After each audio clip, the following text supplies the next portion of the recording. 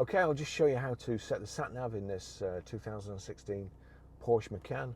So from any screen, you've got nav here and you've got map there. If you click on map, which I do many times, it just shows you if you've got nowhere to go and all day to get there, click the map, and then any bends that are coming up in the distance don't take you by surprise.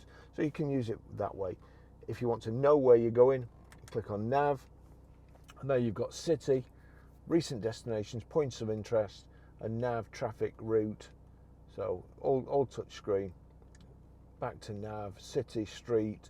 We'll go to city. I'm going to try putting the postcode in to start off with. So we're going to Grosvenor Garage, PR. Now we need to go to numbers. Numbers are there, look.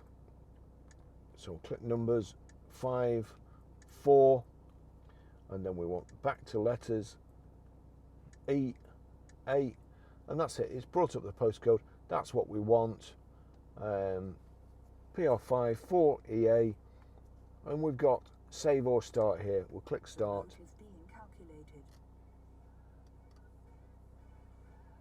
There you go.